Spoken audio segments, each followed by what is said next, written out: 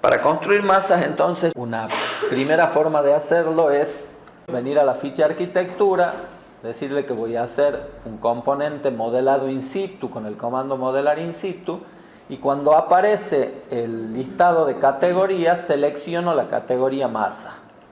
Cuando hago un clic en aceptar, el nombre que me antes de ofrecerme el nombre, aparece este cartel. Acá ya se empieza a apartar las masas del resto de categorías que podemos crear con este comando. Este cartel lo que me está diciendo es que va a activar la visibilidad de las masas. Las masas en forma predeterminada están ocultas en todas las vistas de Revit. Es una categoría que está oculta. Pero cuando yo estoy por crear Revit me advierte que la va a visibilizar en todas las vistas. Pueden poner un tilde acá y decirle que no se los muestre más porque ustedes ya saben que cada vez que creen una masa, el programa la va a visibilizar en las vistas de trabajo. Entonces acepto y el programa me pide recién entonces el nombre de la masa. Le puedo asignar un nombre cualquiera, block 1, block 2, torre, bloque, lo que fuera, o aceptar el predeterminado, que es lo que yo voy a hacer en este momento.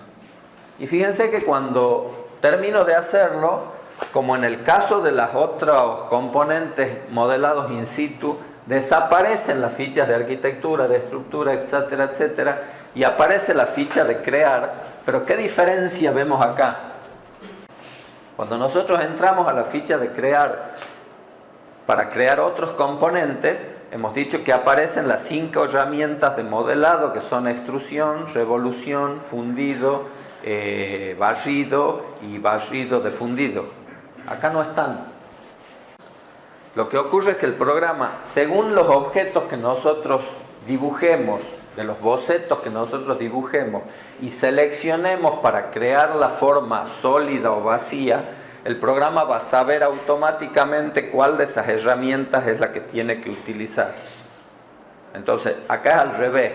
No le digo voy a hacer una extrusión y después dibujo los perfiles necesarios para hacer la extrusión. No le digo que voy a hacer una revolución y dibujo el perfil y el eje de revolución.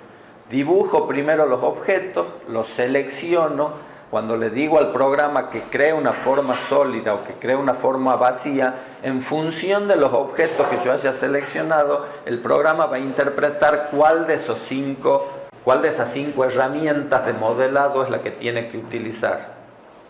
Vamos a cancelar esta masa y vamos a ver otro procedimiento de acceder en forma más directa al modelado de masa. Si yo voy a la ficha masa y emplazamiento, que ya hemos utilizado para generar la topografía de terrenos, fundamentalmente en lo que es el panel modelar emplazamiento y modificar emplazamiento, eso ya lo utilizamos. Ahora vamos a utilizar otros paneles que se llaman masa conceptual y modelo por cara.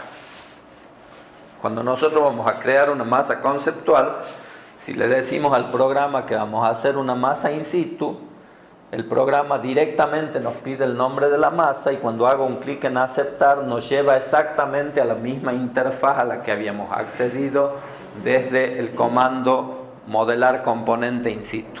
Es lo mismo, son 2 formas de acceder al mismo sitio. Pero antes de entrar al modelado de masas, yo puedo disponer de ciertas familias de masas, de lo que se llaman primitivas gráficas, que son volúmenes predefinidos, que el programa instala en nuestro sistema al momento de instalarlos. Del mismo modo que instala puertas, que instala ventanas y que instala otro tipo de componentes, también instala familias de componentes de masa que nosotros podemos utilizar. Y esas familias se usan desde el panel masa y emplazamiento, en el grupo masa conceptual donde dice acá colocar masa. Colocar masa equivale a colocar un componente, nada más que es específicamente un componente de masa. No es una silla, no es un mueble, no es un árbol, es una masa. Entonces, si yo le digo al programa que voy a colocar una masa, el programa me dice que no hay familias de masa en la plantilla que yo estoy utilizando. No se ha cargado una familia de masa en el proyecto, desea cargar una ahora.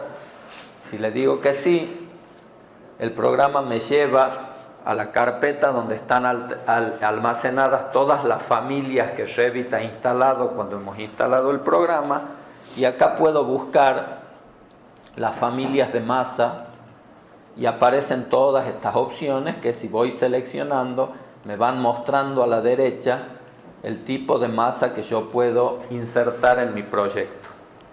Entonces, si quiero, algunas son muy simples, muy tontas, no tienen mucho sentido utilizarla, pero si quiero utilizar, por ejemplo, esta pirámide, le puedo decir al programa que la abra.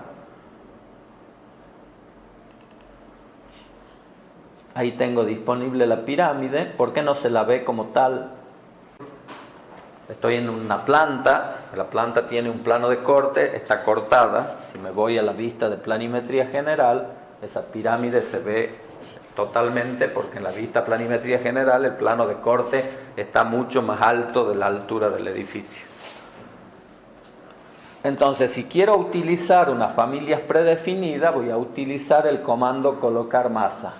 Y si quiero crear una familia propia, voy a utilizar no una familia, sino si quiero crear una masa propia, particular, específica para este proyecto, voy a utilizar el comando masa in situ.